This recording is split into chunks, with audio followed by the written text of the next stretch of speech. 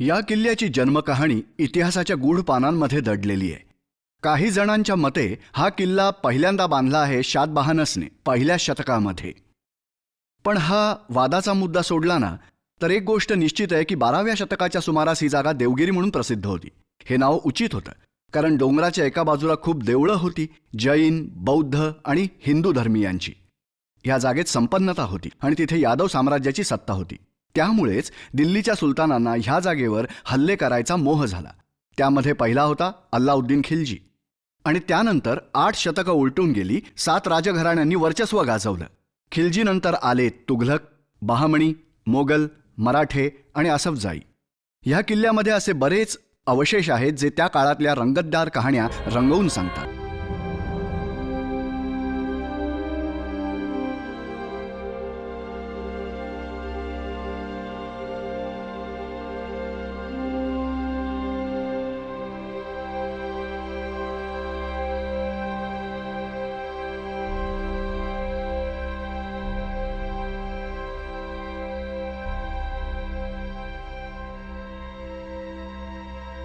देवगिरी या नावाने प्रसिद्ध असलेला हा किल्ला महाराष्ट्रातल्या औरंगाबाद जवळ आहे.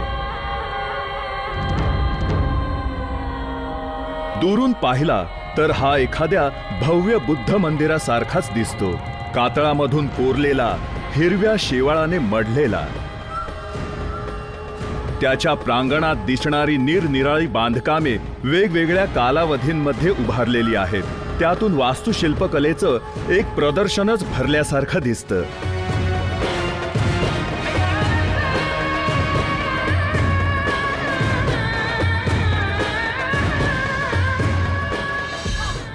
या किल्ल्याचं वैशिष्ट्य हेच आहे की हा इतर किल्ल्यांप्रमाणे बांधण्यात आला नव्हता, बांधकाम करावं लागलं नाही. हा कोरण्यात आला होता. हा एकाच कातळातून कोरून काढला गेला होता आणि त्यामुळेच असेल कदाचित याची मजबूती इतकी आहे की तुम्ही बचावाच्या दृष्टीने पहा किंवा संरक्षणाच्या दृष्टीने पहा तर मला खात्री आहे की दुसरा कोणताही किल्ला याच्याशी बरोबरी नाही करू शकत. आणि म्हणूनच हा किल्ला अजिंक्य समजला जातो. म्हणजे एक असा किल्ला ज्याच्यावर कोणी वर्चस्व गाजवू शकत नाही, कोणी कब्जा करू शकत नाही.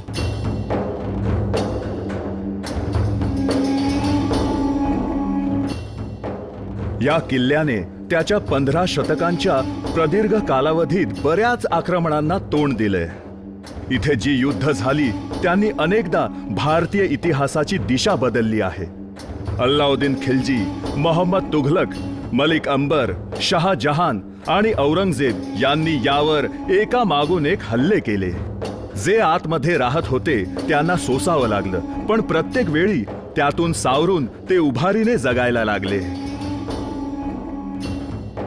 दौलताबाद हा अतिशय सुंदरच आहे कारण बांधकामाचे निरनिराळे स्तर त्यात खूपच उठून दिसतात. शतकानुशतके पुन्हा पुन्हा बांधले गेलेले आणि दरवेळी आधीच्या बांधकामापेक्षा सुरक्षित.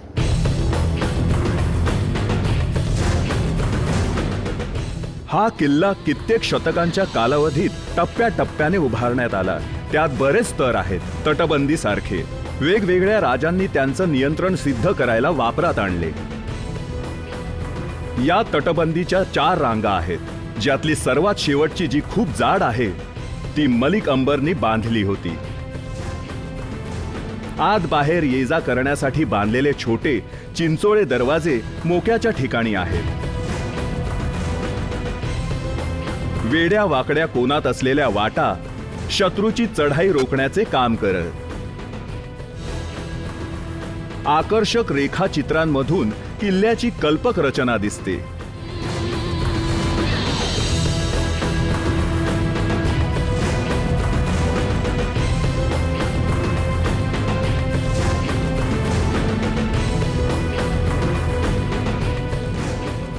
तटबंदी पार करून आल्यावर हल्लेखोरांना आणखी एका अडथळ्याला तोंड द्यावं लागत असे. खंदक, काही नैसर्गिक तर काही माणसांनी बनवलेले.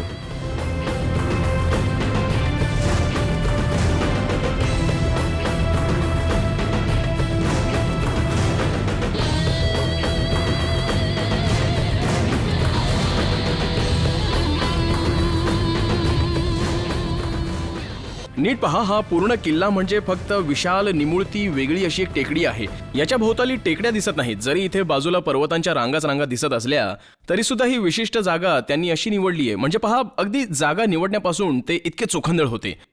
हा किल्ला आहे म्हणजे हा दिसायलाही तसाच हवा, लष्कराच्या दृष्टीने अगदी सुरक्षित आणि सोयीस्कर अशी जागा.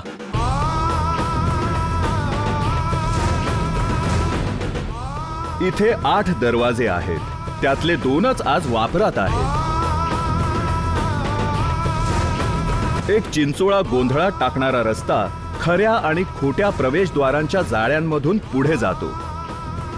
छतांवर असलेल्या बुरुजांनी संरक्षण फळीमध्ये भर घातली आहे. तिथे तैनात असलेले सशस्त्र सैनिक हल्लेखोरांना नेमके टिपून मारत असत.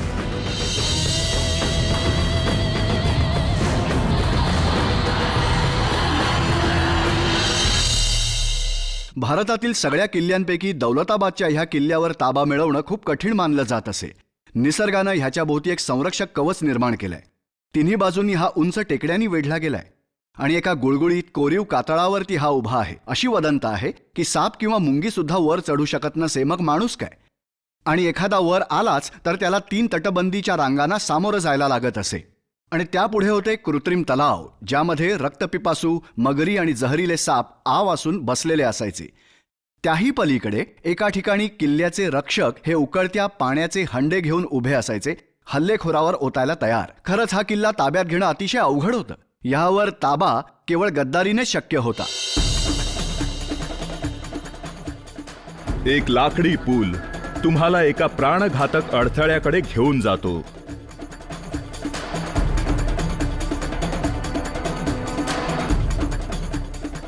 खोदून काढलेल्या दगडातून तयार केलेला एक बोगदा, ज्यात असे काळा कुट्ट अंधार.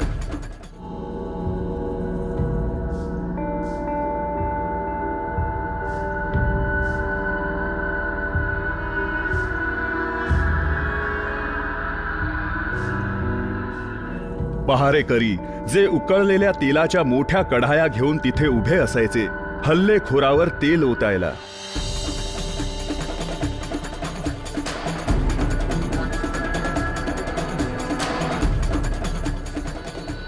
आज पर्यटक या वाटेवरून मशाल घेऊन जातात.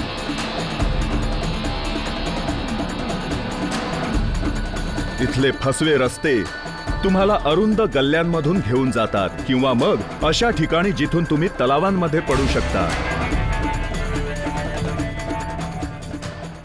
तिथे अडकलेल्या लोकांना त्रास देण्यासाठी त्या बोगद्यामध्ये विषारी वायू सोडण्यात येत असे.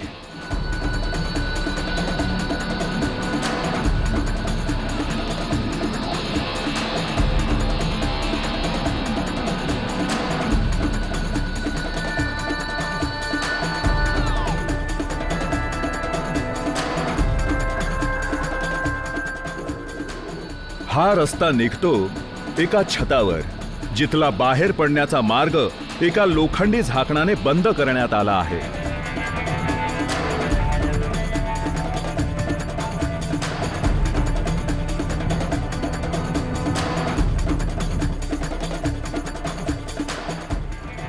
एका बाजूला असलेल्या या पायऱ्या येणाऱ्या पर्यटकांच्या सोयीसाठी हल्लीच्या काळातच बांधल्या आहेत.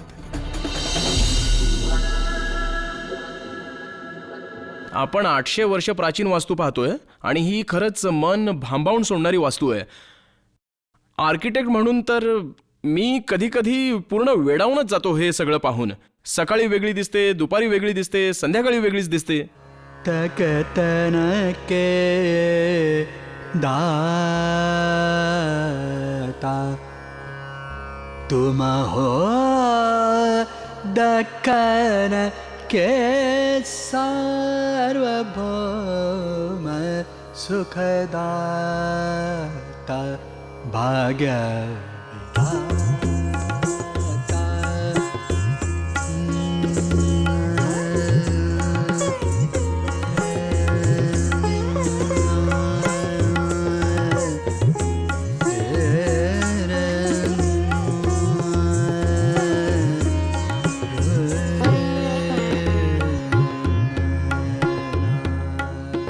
शेकडो तुटलेले पुतळे आणि भग्नावशेष इथे इतस्ततः विखुरलेले दिसतात. देवगिरी आणि दौलताबादच्या वैभवशाली परंपरेची आणि संपन्न संस्कृतीची ते साक्ष देतात.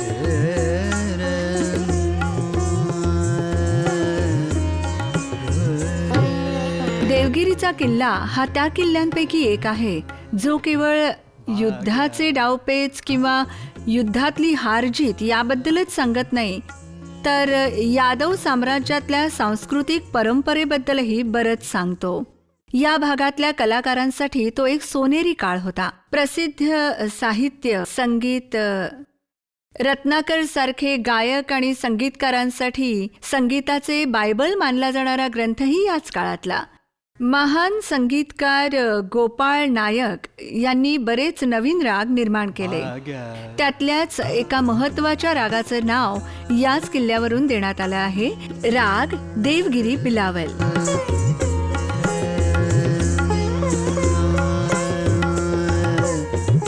आवारात एक जुनं जैन मंदिर आहे, ज्याचं प्रांगण शोभिवंत खांबांनी 25 दालनांमध्ये विभागलं गेलंय.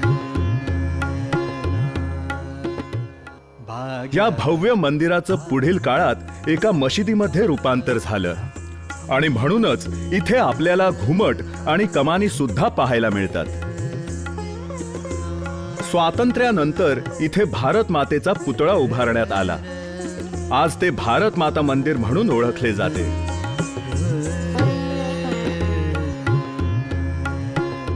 टेकडीच्या पायथ्याशी तुम्हाला बऱ्याच खडकाळ गुहा पाहायला मिळतात, ज्या जैन आणि बौद्ध भिक्षुकांची आश्रयस्थाने होत्या. हा बौद्ध विहार युद्धाच्या काळातही शांतीचा संदेश सर्वत्र पसरवत होता. हा विरोधाभास इथेच पाहायला मिळतो. फार थोड्या लोकांना हे आठवत असेल की एकेकाळी ही जागा देशाची राजधानी म्हणून ओळखली जात असे. मोहम्मद बिन तुघलकने असं फरमान सोडलं की दिल्लीची सगळी प्रजा इथे देवगिरीमध्ये आणली जावी आणि त्यानेच याचं नाव ठेवलं दौलताबाद. हे काम पूर्ण करण्यासाठी 1000 किलोमीटर लांबीचा एक रस्ता बांधण्यात आला आणि मग कित्येक महिने दिल्लीतली माणसं इथे येऊन राहिली. 17 वर्षानंतर तुघलकला त्याची राजधानी दिल्लीला पुन्हा हलवावी लागली. पण तो जोपर्यंत इथे राहत होता, ही राजधानी म्हणून ओळखली जात होती, तोपर्यंत इथलं राहणीमान समृद्ध आणि संपन्न होतं. आपल्याला त्या मनोरंजक दिवसांची माहिती इब्ने बतूताच्या प्रवास वर्णनात आढळते.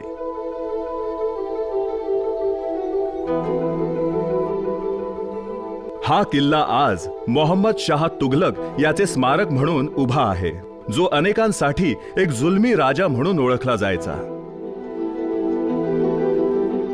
इतिहासात अनेक विक्षिप्त स्वप्नाळू राजे होऊन गेले आणि त्यांच्यातलाच एक होता तुघलक.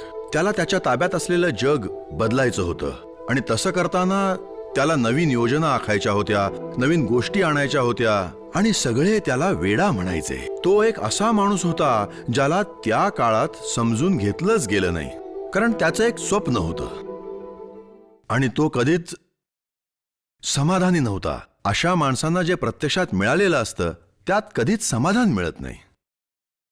त्याला ती वस्तुस्थितीच बदलायची असते, जेवढं शक्य होईल तेवढी.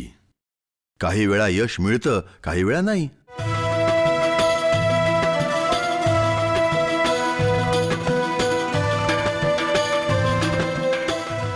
पंधराव्या शतकात हा किल्ला बहामनींच्या ताब्यात होता.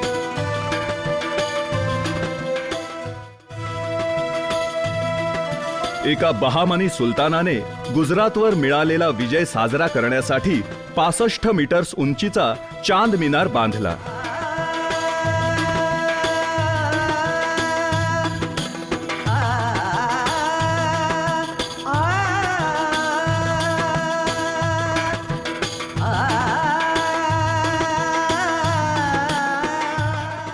पर्शियन टर्किश पद्धतीने बांधलेला हा मनोरा भारतातला दुसरा उंच मनोरा आहे.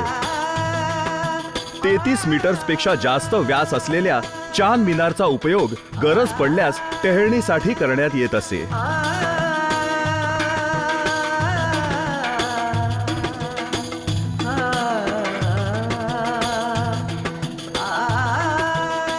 इतिहासातले निरनिराळे कालावधी, तीच इमारत, तेच भौगोलिक स्थान, एक अनोखं मिश्रण निरनिराळ्या परंपरांचं आणि त्यांच्या प्रभावांचं.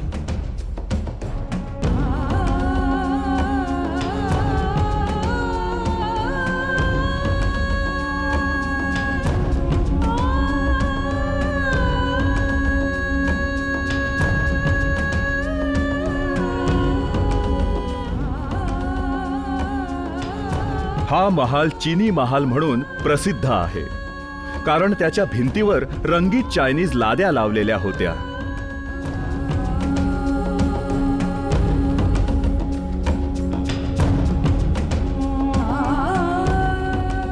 गोलकोंडाचा शेवटचा राजा तन्ना शाह याला मुघल सम्राट औरंगजेबने इथेच कैदेत ठेवलं होतं.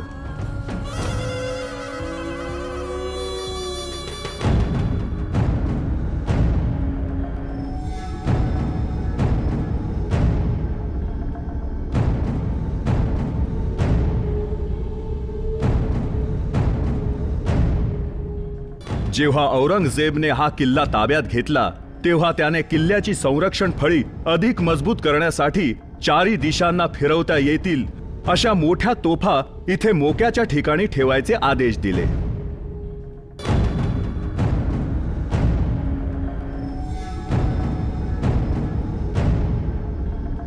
दौलताबादला दख्खनचे प्रवेशद्वार समजलं जात असे. दिल्लीच्या सर्व सुलतानांना आणि मोगल सम्राटांना त्यावर ताबा मिळवण्याची लालसा होती. औरंगजेबने त्याच्या आयुष्याचा प्रदीर्घ काळ इथे व्यतीत केला.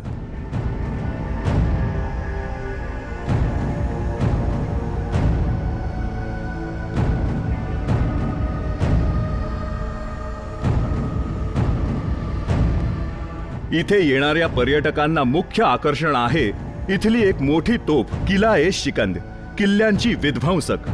पवित्र कुराणामधली वचने आणि औरंगजेबचं नाव त्यावर कोरलं आहे.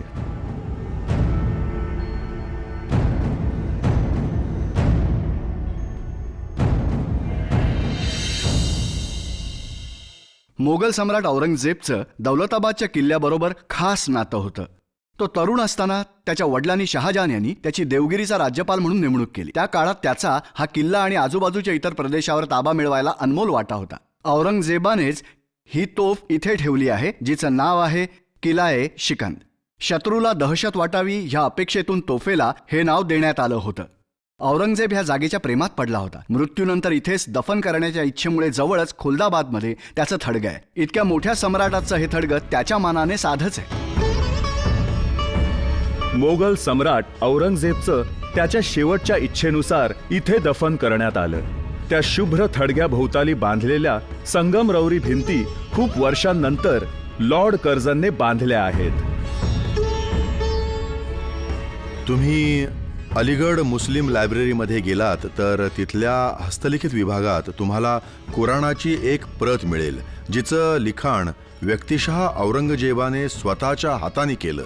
तुम्हाला माहिती असेलच, त्यासाठी त्याने सरकारी तिजोरीतून एक पैसाही घेतला नव्हता. तो स्वतः शिवलेल्या टोप्या विकून पैसे कमावत असे. खूप साधं राहणीमान होतं त्याचं. इथे मुद्दा हा आहे, जरी ते मुस्लिम असले, जरी ते बाहेरून आलेले असले, जरी ते वेगवेगळ्या धर्माचे असले, जरी त्यांना जिंकण्याची उमेद असली तरी, आणि जरी ती जिंकण्याची उमेद सिद्ध करण्यासाठी त्यांना बराच खूनखराबा करावा लागला असला तरीही त्यांनी भारताच्या विखुरलेल्या राज्यसंस्थेला एकसंध एकत्रित आणण्याचं महत्वाचं काम केलं. कोणत्या ना कोणत्या कारणाने एकत्र आणण्याचं आणि सगळ्यांना एकत्र जोडून ठेवण्याचं. औरंगजेबने दौलताबादच्या त्याच्या प्रदीर्घ वास्तव्यादरम्यान भारताला सांस्कृतिक आणि राजकीय दृष्ट्या एकसंध बनवण्याचा प्रयत्न केला. मोठमोठे विद्वान इथे येऊन गेले, मोठमोठे पर्यटक येऊन गेले, कवी येऊन गेले आणि त्यांनी याचं कौतुक करताना खूप काही लिहिलंय. खूप साऱ्या कविता लिहिल्या आहेत. हजरत अमीर खुसरो इथे आले होते मुबारक शाह खिलजीच्या काळात. तेव्हा असं म्हणतात की त्यांच्याबरोबरच ते इथे आले होते आणि इथलं सौंदर्य आणि वातावरण पाहून ते खूपच प्रभावित झाले आणि त्यांनी इथलं हे निसर्ग सौंदर्य पाहून याला स्वर्गाची उपमा दिली होती. आणि ते हेही म्हणाले होते की इथली हवामान खूप स्वर्गीय आहे आणि इथलं पाणी म्हणजे अमृतच.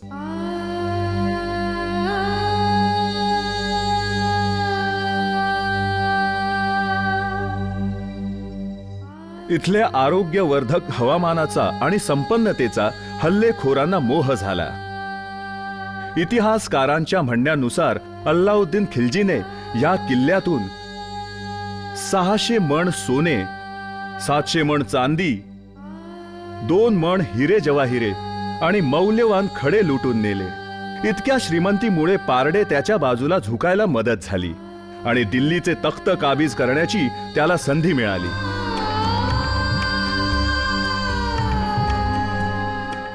मोगल बादशाह शहाजहान एखाद्या शक्तिशाली चुंबकाप्रमाणे दौलताबादकडे आकर्षित झाला. किल्ल्याच्या वर असलेली बारादरी त्यानेच बांधली. कमानी आणि खांबांनी सुशोभित खुली प्रांगणे मोगल वास्तुशिल्पकलेचे वैशिष्ट्यपूर्ण नमुने आहेत.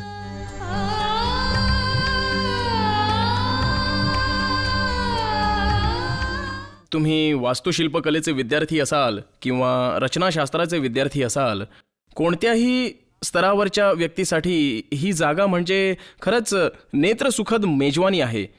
म्हणजे सगळ्यांना समाधान मिळतं. 800 वर्षांची मिश्र परंपरा आहे ही, एखाद्या अतिशय सुंदर जंगलासारखी. जंगलामध्ये कसं एक झाड कडुलिंबाचं असतं, एक आंब्याचं असतं, आणखीन कशाचं असतं, पण बाहेरून पाहिलं तर जंगल अतिशय सुंदर दिसतं. हे तसंच आहे. हे निरनिराळ्या शैलींचं एक मिश्रण आहे.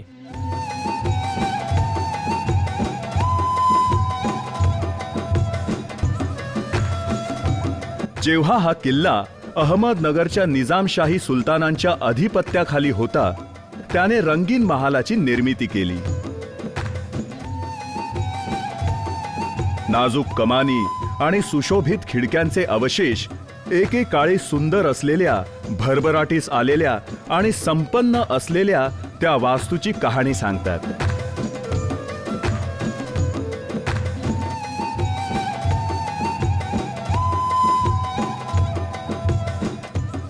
दौलताबादच्या किल्ल्याचं जतन आणि नूतनीकरण करण्याच्या दृष्टीने एक महत्वाकांक्षी योजना आखली गेली आहे. दूरवरून, कानाकोपऱ्यातून कुशल कारागिरांना इथे एकत्र काम करायला बोलवण्यात आलं आहे.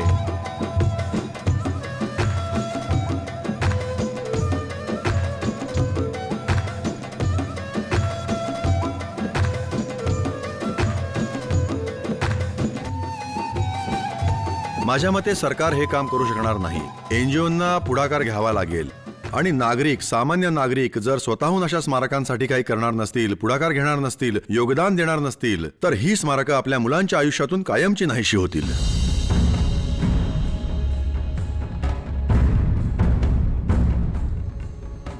या पडझड होत चाललेल्या वास्तूला पुनर्जीवन देण्यासाठी काम चालू आहे. ते खूप महाग तर आहेच, पण ते करताना धोकेही बरेच आहेत.